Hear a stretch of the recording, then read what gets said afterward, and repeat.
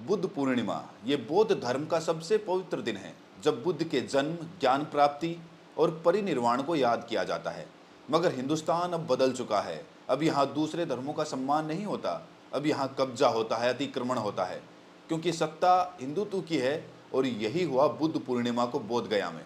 Social media खंगाली तो आपको दिखेगा कि कैसे महाबोधि मंदिर के सबसे पवित्र हिस्से में, उस गर्भगृह में जहां बुद्ध ने ज्ञान प्राप्त किया था, हिंदू रीति रिवाजों के साथ पूजा की गई।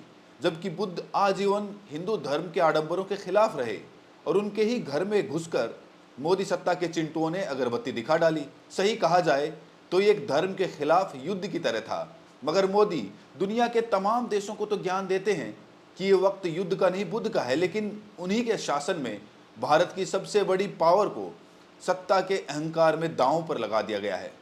बुद्ध पूर्णिमा के दिन बोध गया में जो हुआ, वो बौद्ध समुदाय के लिए गहरा आघात था। वो मंदिर जहां भविष्य के सभी बौद्धों के ज्ञान प्राप्त करने की भविष्यवाणी है, उसकी पवित्रता पर सवाल उठा है। मगर सवाल ये है कि क्या भारत अब धर्मनिरपेक्ष और सहिष्णु देश नहीं है, जो अपने सबसे पवित्र बौद्ध स्थल की गरिमा को बनाए रख पाने में नाकाम हो गया है। शर्मनाक बात यह है कि जब बौद्धों की आस्था कुचली जा रही थी, बिहार के राज्यपाल वहां मौजूद थे। बौद्ध भिक्षुओं के साथ हिंसा को उन्होंने अपनी आंखों से देखा। इसीलिए ये मामला साधारण नजर नहीं आता।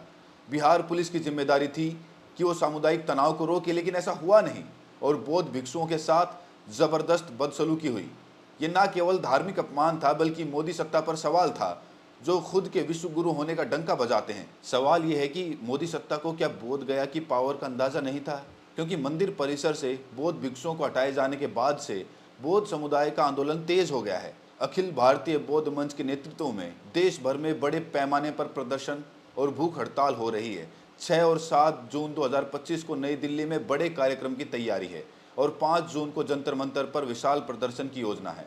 बौद्ध समुदाय की मांग साफ है कि 1949 की बोध गया मंदिर कानून को रद्द किया जाए और महाबोधि मंदिर का प्रबंधन पूरी तरह से बौद्धों को सौंप दिया जाए। और इस जंग की कमान 80 साल के बनते सुरई ससाई के हाथों में है, जो दशकों से महाबोधि मंदिर को बौद्धों के कंट्रोल में लाने की लड़ाई लड़ रहे हैं। फरवरी 2025 में जब बौद्ध भिक्षुओं को मंदिर से जबरन हटाया गया, तब ससाई ने फिर से आंदोलन की कमान संभाली। दलील ये है कि संविधान के अनुच्छेद 25 और 26 के तहत बौद्धों को धार्मिक स्वतंत्रता और अपने धार्मिक मामलों के प्रबंधन का अधिकार है। उनका दावा है कि बुद्ध ने वैदिक रीति रिवाजों और ब्राह्मणवादी वर्चस्व का हमेशा विरोध किया था, इसीलिए मंदिर में गैर बौद्ध रीति रिवाजों के लिए कोई जगह नहीं है। और बुद्ध पूर्णिमा के दिन जो हुआ, वो बौद्धों के संवैधानिक अधिकारों का उल्लंघन नजर आता है। दरअसल 1949 के कानून के तहत मंदिर का प्रबंधन एक समिति के पास है, जिसमें 4 बौद्ध और 4 हिंदू महंत हैं और गया का जिला मजिस्ट्रेट इसका अध्यक्ष होता है। अगर जिला मजिस्ट्रेट गैर हिंदू हो तो सरकार एक हिंदू को अध्यक्ष नियुक्त करती है और ये व्यवस्था बौद्धों को मंजूर नहीं है, क्योंकि ये हिंदुओं को कंट्रोल करने दिया जाता है। अब तक आपको समझ में आ गया होगा कि बोध गया मंदिर का विवाद कोई मामूली विवाद नहीं है। ये बहुसंख्यक बनाम अल्पसंख्यक का मामला है, ये बौद्ध बनाम ब्राह्मण का मामला है, ये पंडित बनाम भिक्षुक का मामला है। ये हिंदुत्ववादी सत्ता के सब कुछ कब्जा कर लेने के एजेंडे के खिलाफ बौद्धों के ऐतिहासिक संघर्ष का मुद्दा है। और महाबोधि मंदिर का इतिहास 2600 साल पुराना है।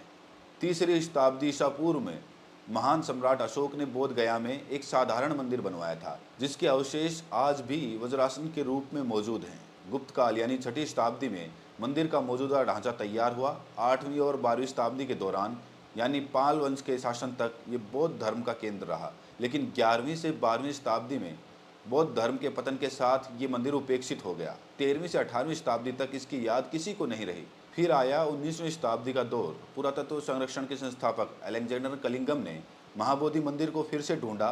तब मंदिर एक मठ के नियंत्रण में था, जिसकी स्थापना 1590 के आसपास सर्वसाधु घमंडीगिरी ने किया था। उनके वंशज आज भी मंदिर को हिंदू स्थल मानते हैं और दावा करते हैं कि भगवान बुद्ध विष्णु के 9वें अवतार है। लेकिन अंबेडकर को मानने वाले नवयान बौद्ध इस दावे को खारिज करते हैं और इसे ब्राह्मणवादी वर्चस्व की साजिश करार देते हैं। याद रखिए, 1956 में अंबेडकर ने नागपुर में लाखों अनुयायियों के साथ बौद्ध धर्म स्वीकार किया था। भारतीय राजनीति में ये एक ऐतिहासिक पल था।